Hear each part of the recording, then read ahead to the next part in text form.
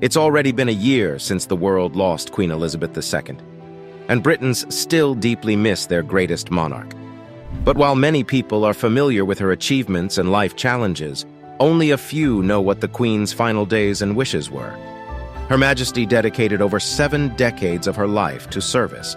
Even in her final days, Queen Elizabeth II remained devoted to her nation. Less than a month before passing, the sovereign engaged in her final public royal duty. On July 15, 2022, she officially opened Thames Hospice in Maidenhead.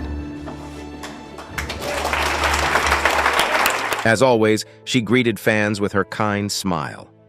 And even at 96, the Queen still had her trademark sense of humor. When a visitor's phone rang in front of her, the monarch cracked a funny remark.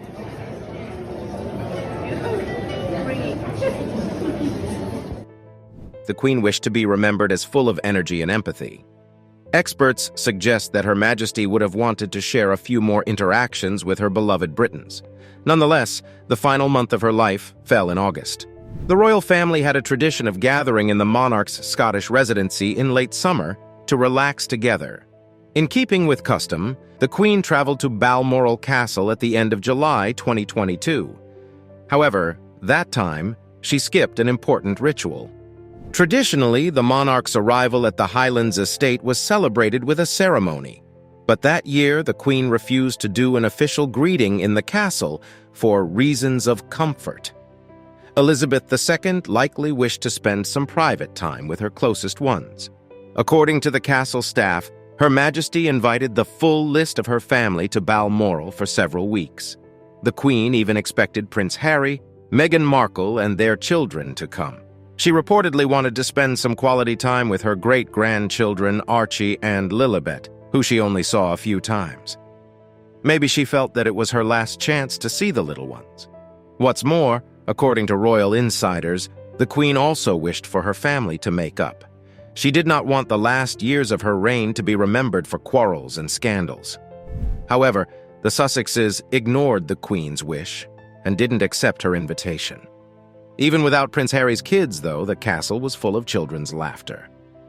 This photo of the Queen with her great-grandchildren was taken by Princess Catherine in Balmoral during her last vacation. She looked so happy with the youngest generation of royals by her side. It was well known that Elizabeth II had a soft spot in her heart for all the children. She often showed it at public events. Did you make sure to put it in the question box if we don't know? Princess Eugenie once shared that late summer months in Balmoral was the Queen's favorite time of year. I think Granny is the happiest there. I think she really, really loves the Highlands. In Scotland, the monarch spent a lot of time outside with her dogs and arranged casual lunches. The last weekend before her death, the Queen had a meal with her children, Charles and Anne. The royals were joined by Ian Greenshields, the Church of Scotland minister. He described Elizabeth II as full of fun. She was talking about her past, her love for Balmoral, her father, her mother, Prince Philip, horses, very much engaged with what was happening in the church and what was happening in the nation, too. When I left her on Sunday, she was very positive. The Queen even carried out her royal duties while she was on vacation. She also did some paperwork up until her last days and arranged important meetings, like with Boris Johnson when he left the position of Prime Minister. After that, Her Majesty appointed his successor, Liz Truss. She was the 15th British Prime Minister of the Queen's reign. But this time the event happened at Balmoral Castle, not at the monarch's official residence, Buckingham Palace. A lot of people saw a red flag in this change and interpreted it as the Queen being too fragile physically to travel. And they were right, as just 2 days later the Queen passed. Still, the nation admired that Her Majesty kept the promise she gave on her 21st birthday. I declare before you all that my whole life, whether it be long or short, shall be devoted to your service and to the service of our great imperial family to which we all belong.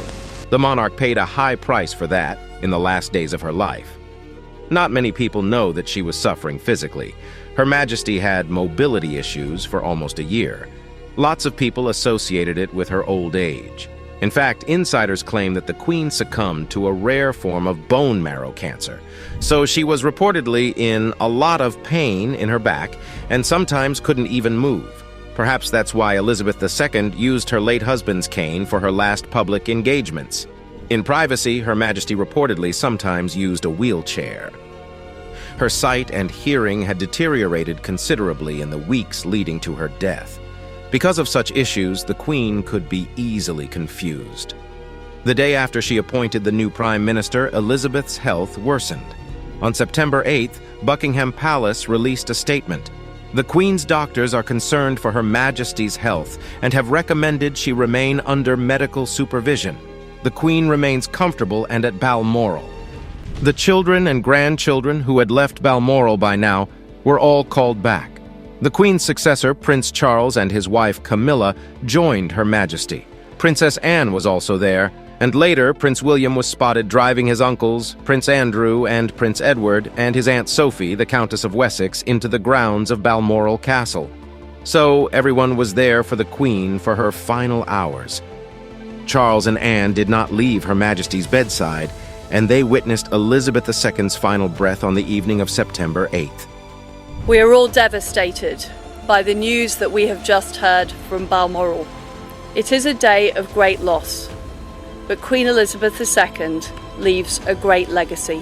What was the Queen's final wish? She reportedly asked Anne to give her support and lend a helping hand to Charles, as he would take the throne.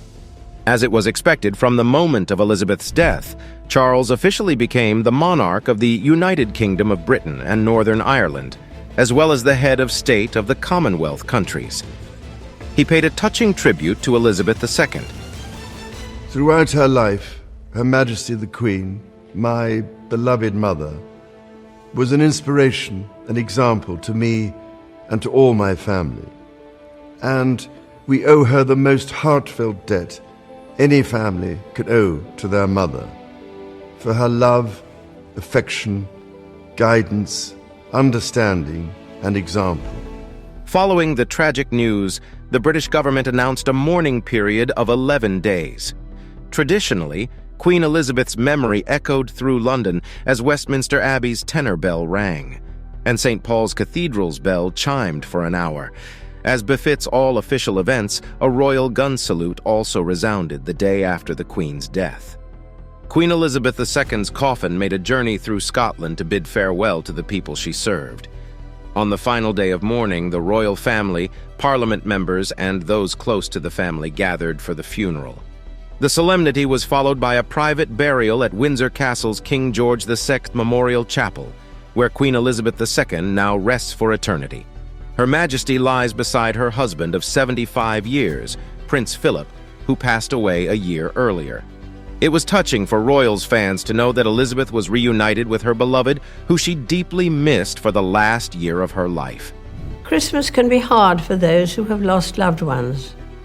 This year especially, I understand why. His sense of service, intellectual curiosity, and capacity to squeeze fun out of any situation were all irrepressible. Everyone who wishes to can honor the late Queen in St. George's Chapel at Windsor Castle. It is open to the public and has quickly become popular among Brits and tourists of the country. People go there to express their gratitude for her long and productive service. Throughout her 70 years on the throne, Elizabeth II achieved lots of milestones. She became a pivotal person in international relations and visited more than 100 countries to establish close bonds with them. She also cared deeply about the well-being of the people she served. Her Majesty reorganized royal finances, and now some profit from their trusts goes to the national budget. The Queen was known for her tireless charity work. She raised at least £1.5 billion for charity and contributed to almost 600 organizations. Her words, always full of wisdom, also helped people around the world. That we sometimes think the world's problems are so big that we can do little to help. On our own, we cannot end wars or wipe out injustice. But the cumulative impact of thousands of small acts of goodness can be bigger than we imagine. All her virtues and her devotion made Queen Elizabeth II the greatest monarch in the eyes of Brits, and she continues to rank the highest among the most popular royals. It was Her Majesty's own wish to be remembered for the sincerity of her service, leadership, and moral compass. But it is my hope that when judged by future generations, our sincerity, our willingness to take a lead, and our determination to do the right thing will stand the test of time. As her legacy endures, her wish is assuredly fulfilled. Let us know in the comments, what do you love and appreciate Queen Elizabeth II the most for?